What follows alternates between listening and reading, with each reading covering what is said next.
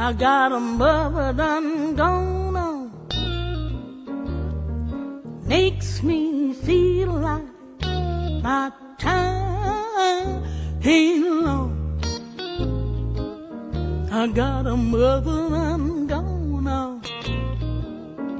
Got a mother done gone on. It makes me feel like my time ain't feel like my time ain't long. Well, the bell keep a tolling, tolling. The bell keep a tolling, tolling. Make me feel like my time ain't long. No, the bell keep a tolling, child. The bell keep a tolling. It makes me feel like my time ain't long. Well, I got a father gone on. I got a father gone on. Makes me feel like my time ain't long. Father and gone on. Father and gone on. Make me feel like my time ain't long. Hearse keeper, rolling, rolling. The hearse keeper, rolling, rolling, and that make me feel like my time ain't long. Lordy, Lord, well, the hearse keeper, rolling, rolling. The hearse keeper, rolling, keep me feel like my time ain't no long. Do you not know that in a race all the runners compete, but only one receives the prize? So run, that you may obtain it. Every athlete exercises self-control in all things. They do it to receive a perishable wreath, but we an imperishable. Welcome to Plain Talk About Life in the Bible. We're still in Pilgrim's Progress, mainly because I love it. Secondly, because it's very instructive. And I hope you are enjoying the process because it talks about all manner of Christian pilgrimage. Because remember, we're all on our way to either heaven or hell. Everybody's a pilgrim. Nobody gets to stay here. You're either going a pilgrimage to heaven or you're on your pilgrimage to hell. The end is near for both parties. Hopefully, if you're on your way to hell, the Holy Spirit will convict you through these shows of your need to get off that road and to get on the narrow road. The broad road is crowded, but it's a disastrous end in that road. And remember, eternity, even with a moment's thought or a sophomoric thought about eternity, is a frightening one. It's a fixed state, and it will have no end. But if you'll just take the time and take a deep breath and think about that for a minute, what that really means, it means you want to get through this probationary period and finish it correctly. Now, in our story, Faithful and our hero, Christian, are on the road, and they run into an old friend, Evangelist. So he asked him about how things have been going, and they explained to him about Mr. Talkative, and they go on. Now, Mr. Evangelist, who's sort of a prophetic person, gives them a word of advice about where they're headed. And he's going to give them a warning in that word of advice. The warning is about a place they're coming to next that is very famous, really, even among unbelievers. Anybody who knows literature will usually know of Vanity Fair. You've heard of the magazine, Vanity Fair. Well, it actually comes from this book. It's John Bunyan's term for how the world operates. It's a year-round fair that takes place, put on by the master Beelzebub and his helper Apollyon and his other helper Legion. And he's saying every man goes through Vanity Fair, meaning this world and all of its allurements, on his way to the celestial city. And so that's about to happen. And our Goodman, the evangelist, is saying, one of you two, either Christian or faithful, is going to die in Vanity Fair. And I've told you before, it's going to be faithful. And then he says a curious thing to him. He says, the one that dies first will be the envy of the other, sort of thing. In other words, there's two men walking on their way to heaven. The one that dies first, he's the one that profits because he's sooner out of the trials and tribulations and sorrows and heartaches of this world and safely home. It's a very Christian perspective, not one that many people have these days, even including the church. The other day I was talking to a pastor in Chicago, and I said to him, is it true that the people in your church live as if there is no heaven? And secondly, live as if earth is somehow preferable to heaven. Now think about that. Is that how you feel about it? That you live without a single thought of heaven? Or if you're in a church, that somehow you've come to this crazy idea that earth would be preferable to heaven? Earth instead of heaven? If that's true, you need to be convicted about it, because nothing is more a sign of insanity than to think that somebody who's a Christian could prefer earth to heaven. Yet, every time I'm in a Sunday school, I can tell you fully 80% of the people in there would nod yes to that. They'd prefer to stay on earth forever. Well, it makes you worry about their Christianity. You just hope it's due to their ignorance and not to their heart failure. Now, in the book, we have this wonderful little thing where the evangelist is encouraging these guys on their pilgrimage, and he says to them, the crown is before you, an incorruptible run. Run. Obtain it. Run. Then he says, look, you are not yet out of gunshot of the devil. See, the only time you're out of gunshot of the devil is when you die and you get to go to be with the Lord. You're safe in heaven. The devil can't be there. Before that, you're open to every sort of subterfuge, every sort of gimmick, every sort of appealing to your own lusts and the wickedness of your own heart.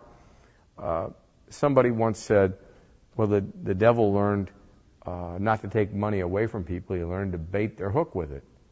And that's the way it is, isn't it, really? Prosperity takes you away from your thoughts of heaven, makes you want to spend your time on earth. Away with prosperity, then. That's the way we should treat it. Now, John put up 1 Corinthians 9, verses 24 through 25, and I want to read them to you again. Do you not know that those who run in a race all run, but one receives the prize? Run in such a way that you may obtain it. And everyone who competes for the prize is temperate in all things. Now, they do that to obtain a perishable crown, but we an imperishable crown. This is the first of a series of little verses I want you to think about, because it's clear that the Bible sees your life and my life as a race. You say, well, Bill, I don't disagree with that. Then I want to know if you're remember, if you're going to run a marathon, you have to train for it. You have to sacrifice for it. You have to get up early for it. All things people are willing to do. The other day I was talking to a doctor in Chicago who said, so-and-so, a friend of ours, is now just smitten with running marathons. He sacrifices everything. He gets up at 5 a.m. He eats only these certain protein things. He does all of this. He travels all over the country in preparation. He has this special equipment. He does all these things so that he can go run a marathon. Well, I'm wanting to know if he makes any money running that marathon. The answer is no. It's a very expensive hobby. He'll fly to San Diego to run a marathon. And he has to prepare and run every night? Yes. Hours. He has to watch what he eats? Yes. He has to give up the TV shows he watches? Yes. He has to give up dinner with you and your friends? Yes. So that he can run a marathon he doesn't get paid to run? Yes. Okay. Now let me ask you, does that fellow have any interest in Bible study? Because anybody who trains that hard without any pay, I bet I can interest him in a Bible study. All he has to do is get up at 5 a.m. the same way. He has to sacrifice his sleep. He just has to not feed himself some bad material. He just has to, instead of eating bad literature, he needs to read the Bible at noon. And then in the evening, I'm not even asking him to give up dinner with the wife and the friends. He can just have Bible study after they go to bed. I see. He's not willing to do that. Why? He doesn't realize he's running a race. He doesn't have to fly to San Diego, folks, you're running a race right now. You're racing either to heaven or hell. You need to understand that. When I ask people to get up early to do a Bible study, to sacrifice a half hour of sleep, they act like I'm insane. Well, I'm going to tell you what's insane is not to get up early, not to sacrifice, not to think it's the most important thing in the world. You know why? You are running a race. And not to obtain some earthly crown. I bet if you win the San Diego Marathon and you're over 60, they probably give you coupons for Geritol or whatever, you know what I mean? Or maybe they give you a flat screen TV or some kind of thing that you would pay, $2,000 to fly there to win a flat screen TV if you finish first. And when you finish 18th, you probably can't get a dinner at Applebee's. Now, does that make sense? If you win, it's a perishable crown. How many of you know who won the Heisman Trophy in 1963 or 1964? None of you do, probably, right now. That was a big deal then when I was a kid. He won the Heisman Trophy. Joe Bellino, Navy. Roger Staubach, Navy. Not a big deal now. That's a perishable crown. You're running a race for an imperishable crown. Paul says, surely you can be convinced to run diligently, to run hard, to run to the maximum of your capability. There's a lot at stake. When we come back, I'm going to show you that the Bible doesn't just say it in 1 Corinthians 9. It says it throughout to encourage you and to encourage me to get up and to run this race with diligence. Thanks. As I traveled on my journey, few and far between. This metaphor for life, this racing,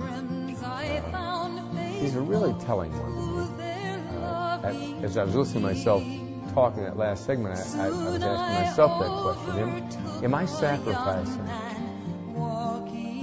to get to heaven? Am I willing to lose sleep? I have the privilege these days of thinking about Christianity almost continuously throughout the day.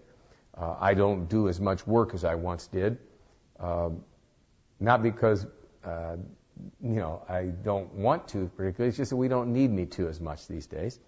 My wife graciously allows me a lot of time to do whatever I want to do, and I want to know about Christ, and I want to serve Christ, and so I have a lot of opportunity and a lot of hours to read and study and pray and think.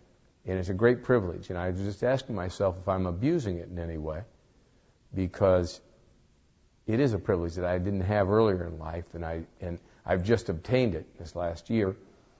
And it's one I don't want to give up. And I don't want God to take it away from me because I haven't handled it properly. And so this racing idea, I'm going to think about it again tonight myself to see if there's things I can do to be a more diligent racer. Because the race has got an ending point, and it's going to be very short for me that I'm going to be reaching this line. And I'm really struck with the fact that I may have talked about it a lot and not really been as affected by it as I should have been. At any rate, in Hebrews, we get through chapter 11, which people are usually familiar with, which is kind of a Heroes Hall of Fame, the Heroes of Faith Hall of Fame, and all these men who lived and died in faith. And we come to the first verse of chapter 12 in the book of Hebrews. Therefore we also, since we are surrounded by so great a cloud of witnesses, let us lay aside every weight and the sin which so easily ensnares us, and let us run with endurance the race that is set before us, looking unto Jesus, the author and the finisher of our faith, who for the joy that was set before him endured the cross, despising the shame, and is set down at the right hand of the throne of God.